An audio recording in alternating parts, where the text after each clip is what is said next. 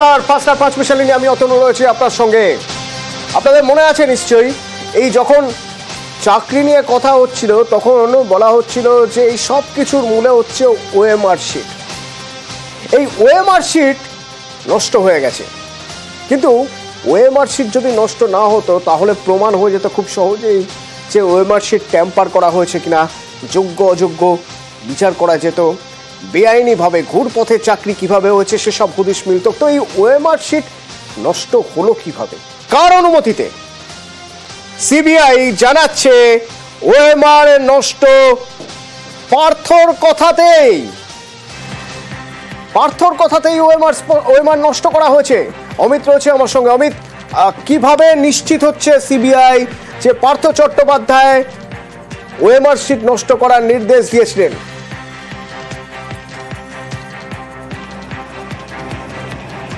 এখনো পর্যন্ত প্রাথমিক শিক্ষক নিয়োগ দুর্নীতি মামলায় সিবিআই তদন্ত করতে গিয়ে তাদের কাছে যে সমস্ত তথ্য প্রমাণ এই মুহূর্তে হাতে এসেছে এবং একই সঙ্গে একজনের গোপন জবানবন্দি আদালতের কাছে করানো হয়েছে, সেই গোপন জবানবন্দির যে তথ্য সিবিআইয়ের কাছে রয়েছে বা আদালতের কাছে রয়েছে, সেখান থেকে সিবিআই আজকে পার্থ চট্টোপাধ্যায়ের জামিনে বিরোধিতা করতে গিয়ে আদালতে দাবি করেছেন যে ওএমআর শিট নষ্ট হয়েছে পার্থ চট্টোপাধ্যায়ের নির্দেশে বা তার কথাতেই।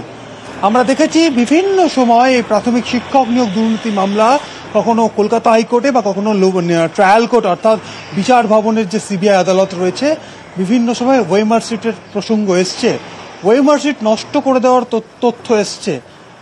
আজকে প্রথম সিবিআইয়ের তরফে পার্থ চট্টোপাধ্যায় জামিনের বিরোধিতা করতে গিয়ে আদালতের কাছে দাবি করা হয়েছে যে এই ওএমআর শিট নষ্ট হয়েছে পার্থ চট্টোপাধ্যায়ের কথাতে। শুধু তাই নয়, আজকে কোর্টে কি হলো আমরা কোর্টে কি হলো আমরা যদি একটু আপনাদের দেখানোর চেষ্টা করি, গ্রাফিক্যালি আমরা একটু দেখাই কি হলো। যেখানে বিচারক শুভেন্দু ঘোষ বলছেন যে পার্থ চট্টোপাধ্যায়কে উদ্দেশ্য করে যে তিনি মন্ত্রী ছিলেন, তিনি মাস্টার মাইন্ড, তার নেতৃত্বে পুরো দুর্নীতি হয়েছে বলছেন সিবিআই এর আইনজীবী শুভেন্দু ঘোষ বিচারককে জানাচ্ছেন। তিনি আইনজীবী আরো কি বলছেন, 752 জনের একটি তালিকা পাওয়া যায় যেটা পার্থ চট্টোপাধ্যায়কে পাঠান মানিক ভট্টাচার্য এবং তালিকায় সকলেই অযোগ্য। ইন্টারভিউ করার কথা থাকলেও তা হয়নি, নথি ভেরিফিকেশনের পর নাম্বার দিয়ে দেওয়া হয়। সিবিআই এর আইনজীবী আজ বিচারক শুভেন্দু ঘোষের সামনে জানালেন এবং পার্থ চট্টোপাধ্যায়ের কথাতেই নষ্ট করা হয় ওএমআর শিট। কিন্তু সুপারিশ কারা করেছিল সেটা জানা জরুরি। সেটা কিভাবে জানা সম্ভব? দুদিক থেকে। এক, যারা যারা চাকরি পেয়েছেন তাদের জেরা করে, তাদের জিজ্ঞাসাবাদ করে, তাদের সঙ্গে কথা বলে, আর তা না হলে যে লিঙ্ক মারফত পুরোটাই গিয়েছে পার্থ চট্টোপাধ্যায়ের হাতে, সেই লিঙ্ক যদি ধরা যায়। কাদের সুপারিশে চাকরি হয়েছিল অমিত বলতে পারবেন? অমিত, সেক্ষেত্রে সিবিআই কি দাবি করছে, কতদূর তারা এগিয়েছে তদন্ত, কারা সুপারিশ করেছিল চাকরির জন্য?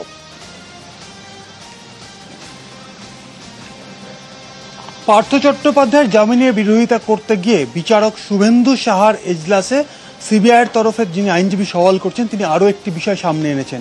সেটি পার্থ চট্টোপাধ্যায়ের তরফে যে 321 জনের তালিকা পাঠানো হয়েছিল বা নোট দিয়ে পাঠানো হয়েছিল মানিক ভট্টাচার্যের কাছে, সেখান থেকে 134 জন অযোগ্য চাকরি প্রার্থী যারা ইতিমধ্যেই চাকরি পেয়েছেন, এদের প্রত্যেকের সুপারিশ এসছে বিভিন্ন প্রভাবশালী রাজনৈতিক ব্যক্তিত্বদের তরফ থেকে। এমনটাও সওয়াল করা হয় আদালতের তরফে, এমনটা দাবি করা হয়েছে। সিবিআই আদালতে দাবি করেছে। সম্প্রতি এই মামলাতেই চার্জশিট দিয়েছে সিবিআই এবং চার্জশিটের সঙ্গে সংক্রান্ত যে সমস্ত নথি তারা তদন্ত করতে গিয়ে পেয়েছেন, সমস্ত নথি কিন্তু আদালতে দিয়েছেন। শিক্ষা দপ্তরের যে তল্লাশি অভিযান চালানো হয়েছিল সল্টলেকে, সেখানে একটি ওয়্যার হাউস থেকে বা ওয়্যার রুম থেকে সেখানে যে তালিকা পাওয়া গিয়েছিল, সিবিআই তালিকা পেয়েছিলেন, সেই তালিকা কিন্তু পার্থ চট্টোপাধ্যায়ের নোট এবং সেই তালিকা 321 জনের যে তালিকা পাঠানো হয়েছিল, পার্থ চট্টোপাধ্যায় পাঠিয়েছিলেন, তা বিভিন্ন প্রভাবশালী এবং রাজনৈতিক ব্যক্তিত্ব তাদের নামে সুপারিশ পাঠিয়েছিলেন, অর্থাৎ চাকরি প্রার্থীদের সুপারিশ করেছিলেন। তাদেরও এক্সামিন করতে চাইছে সিবিআই। এমনকি 134 জন যারা অযোগ্য চাকরি প্রার্থী তাদেরও স্টেটমেন্ট রেকর্ডের প্রক্রিয়া কিন্তু ইতিমধ্যে শুরু করে দেওয়া হয়েছে। এই মুহূর্তে সেক্ষেত্রে পার্থ চট্টোপাধ্যায় জামিন পেলে সমস্ত বিষয় বিঘ্নিত হতে পারে, এমনটা আশঙ্কা করা হচ্ছে সিবিআইয়ের তরফে। সেই জায়গা থেকে প্রভাবশালী ব্যক্তিত্ব বা প্রভাবশালী রাজনৈতিক ব্যক্তিত্ব তাদের স্টেটমেন্ট রেকর্ড করতে চাই সিবিআই, এমনটা কিন্তু আদালতে উল্লেখ করা হয়েছে। বেশ, ধন্যবাদ অমিত।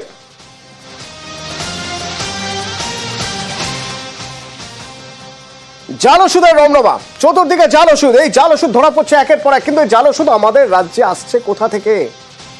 আমাদের রাজ্যে কোন রুটে, কোথায় তৈরি হয়ে সেখান থেকে আসছে?